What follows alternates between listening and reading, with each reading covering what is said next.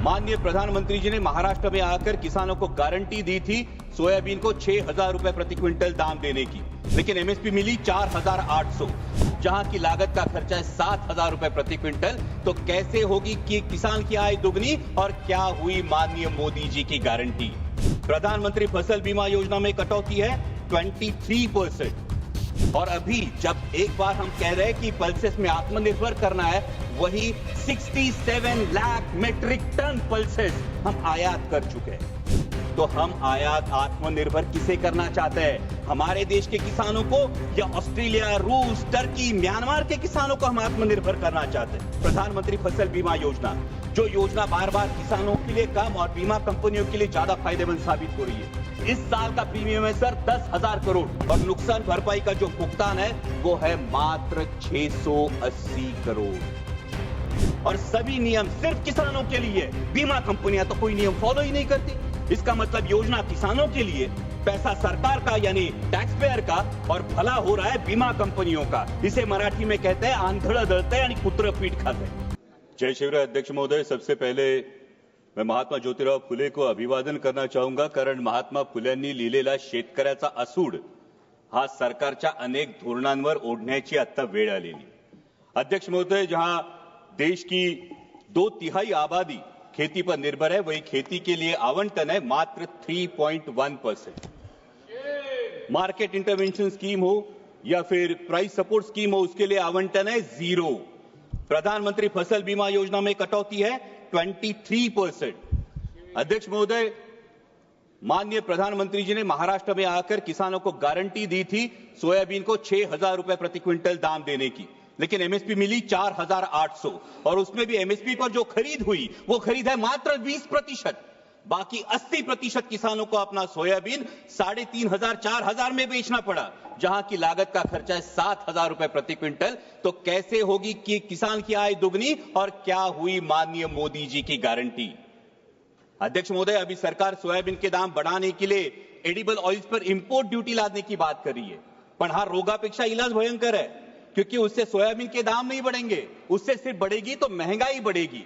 Soybean के दामों पर अगर हमें असर करना है तो जो मक्के की डीडीजीएस है और जो सोया डीओसी है, जो 120 लाख टन अभी भी देश में पड़ा है, उसको एक्सपोर्ट करने के बारे में सोचना होगा। लेकिन सरकार पर पोल्ट्री और पशु खाद्य इंडस्ट्री की ऐसा क्या दबाव है कि सरकार सोया डीओसी एक्सपोर्ट नहीं कर रही है? मेरी सरकार से गुजारिश है कि कम से कम 15 से 20 लाख मेट्रिक टन सोया डीओसी एक्सपोर्ट किया जाए।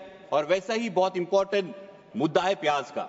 जब प्याज को एमएसपी देने की बात आती है तो सरकार कहती है कि प्याज जीवनावश्यक वस्तु नहीं है, लेकिन जैसे ही किसान को 4 पैसे मिलने का अवसर निर्माण होता है तो सरकार निर्यात पर पाबंदी लगा देती है, निर्यात शुल्क लाद देती है और कहती है प्याज तो जीवनावश्यक वस्तु है। अध्यक्ष महोदय, हमारे देश में कई समाज ऐसे जो कभी भी प्याज नहीं खाते।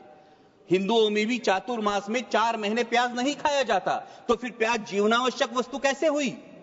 अध्यक्ष महोदय, अगर ग्राहक को एक औसतन अगर कंजम्पशन देखें तो 5 से 6 किलो औसतन कंजम्पशन होता है। 60 रुपए किलो में भी अगर प्याज खरीदना पड़ता है ग्राहक को, तो भी सिर्फ 300 साढ़े 300 रुपए उसका खर्चा होगा, जो आपके मोबाइल रिचार्ज से भी कम है।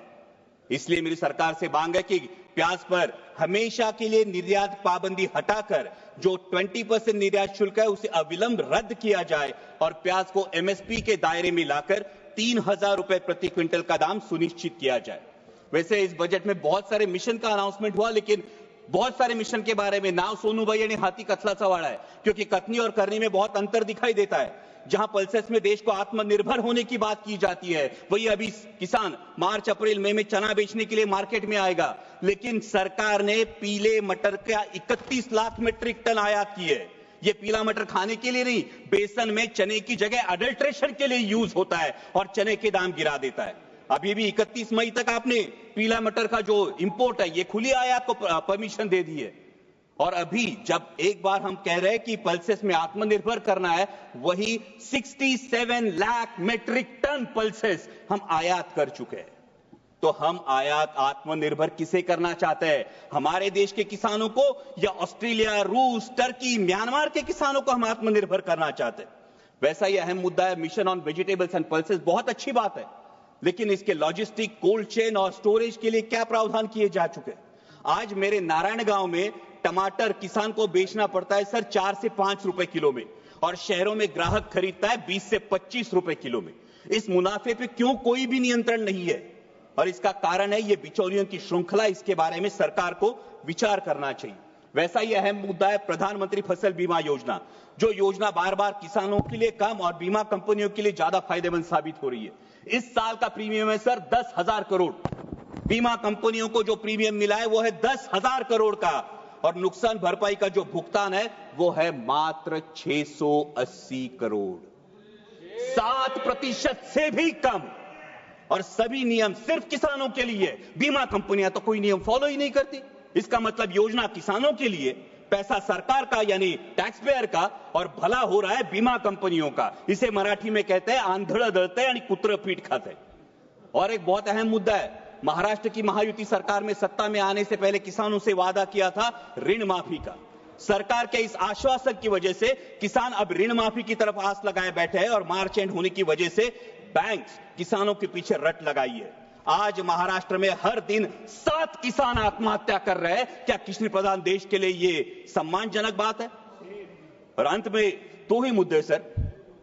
अभी अमेरिका में सत्ता परिवर्तन होने के बाद अमेरिका ने कहा है कि भारत ने अपना एग्रीकल्चर मार्केट अमेरिका के लिए खोलना चाहिए, और इससे भारत के किसानों के पे एक बड़ा संकट मंडरा रहा है। लेकिन सरकार ने अभी तक इसमें कोई स्पष्टता नहीं दी है, क्योंकि अमेरिका का किसान सोयाबीन का जो उत्पादन लेता है अध्यक्ष महोदय, वो 30 लाख क्विंटल पर हेक्टर लेता है, लेकिन हमारे देश का किसान सिर्फ 10 लाख क्विंटल पर हेक्टर लेता है। क्योंकि अमेरिका के किसान को जेनेटिकली मॉडिफाइड जीएम वैरायटी लगाने का अधिकार है, हमारे किसान को नहीं। सरकार जो एडिबल ऑयल इंपोर्ट करती है वो जीएम वैरायटी का चलता है, लेकिन किसान जीएम वैरायटी की फसल नहीं लगा सकता। तो कैसे होगा? जहां अमेरिका अपने किसान को सक्षम कर रही है, वही हमारे विश्व गुरु देश का किसान अभी भी एमएसपी के लिए जूझ रहा है। सर, प्रधानमंत्री जी ने एक बहुत प्यारी बात कही महाकुंभ के बारे में वक्तव्य देते वक्त। उन्होंने कहा कि नदी उत्सव मनाना चाहिए, लेकिन ये नदी उत्सव नदियों का खोलीकरण, रुंदीकरण और पुनरुज्जीवन होगा, तभी असली नदी उत्सव होगा। सर, महाराष्ट्र में कैलाश नागरे जैसा एक युवा प्रगतिशील किसान अगर खेतों को पानी नहीं इसलिए खुदकुशी करता है, तो क्या ये हमारे पॉलिसी पे तमाचा नहीं है? सर, आज हर कोई बहुत सारी चीजें खोदने की बात हो रही है, लेकिन डैमों में जो मिट्टी जमा हुई है सर, 30 से 40% कैपेसिटी हर किसी डैम की कम हुई है। शायद उत्तर भारत में इसका प्रमाण और ज्यादा होगा, लेकिन इसकी मिट्टी खोदने का कोई प्रावधान अब तक किया नहीं। अंत में इतना ही कहूंगा सर, मैं सरकार से गुजारिश करता हूं कि हमारे देश को, किसान को पर्याप्त पानी, अच्छी क्वालिटी का बीज, उत्पाद को सही दाम और इंटरनेशनल मार्केट में कंपीट करने के लिए फ्री हैंड दीजिए। वो सरकार के कथित 17 रुपए दिन के सम्मान का मोहताज नहीं। और जाते जाते इतना ही कहूंगा, मस्जिद के नीचे तुम मंदिर क्यों ढूंढते हो?